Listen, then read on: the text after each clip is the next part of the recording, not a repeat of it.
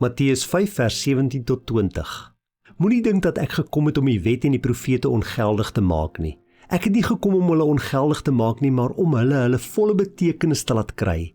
Dit verseker ek julle, die hemel en die aarde sal eerder vergaan as dat een letter of letterstreepie van die wet sal wegval, voordat alles voleindig is. Wie dan ook een van die geringste van hierdie gebooie ongeldig maak en die mense so leer, sal die minste geag word in die koninkryk van die hemel. Maar wie die wet gehoorsaam en ander so leer, sal hoog geag word in die koninkryk van die hemel. Ek sê vir julle, as julle getrouheid aan die wet nie meer inhou as die van die skrifgeleerdes en die fariseërs nie, sal julle nooit in die koninkryk van die hemel ingaan nie. 'n Mens hoor baie keer Christene sê, ons staan nie meer onder die wet nie, ons hoef nie meer die wet te gehoorsaam nie.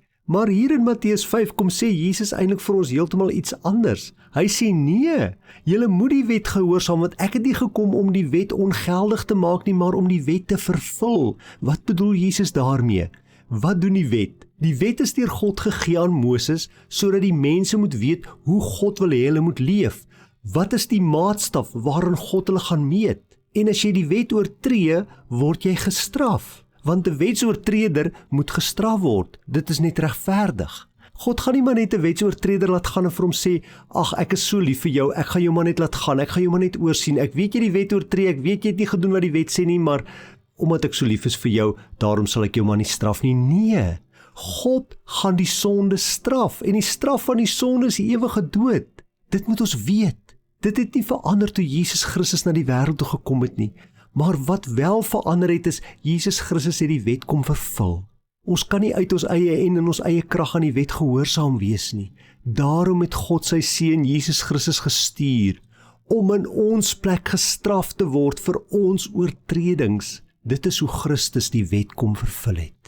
Wanneer Jesus hier in Matteus 5 praat van die wet, dan praat hy natuurlik nie van die honderde reëls wat die skrifgeleerdes gemaak het nie. Nee, hy praat van die wet van God, soos wat God dit vir ons kom gee het. Jy moet die Here jou God lief hê met jou hele hart, siel en verstand, en jy moet jou naaste lief hê soos jouself. Daardie wet het nie verander nie. Dit is vandag nog dieselfde. Jy en ek moet die Here ons God lief hê. Met alles in ons moet ons die Here lief hê. En ons moet ons naaste lief hê soos onsself.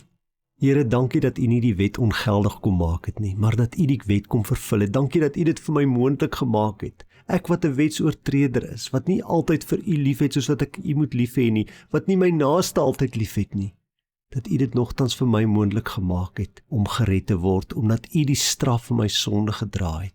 Help my om aan U gehoorsaam te wees, help my om aan die wet gehoorsaam te wees, om lief te hê soos wat U lief het, vir U en my naaste, elke dag.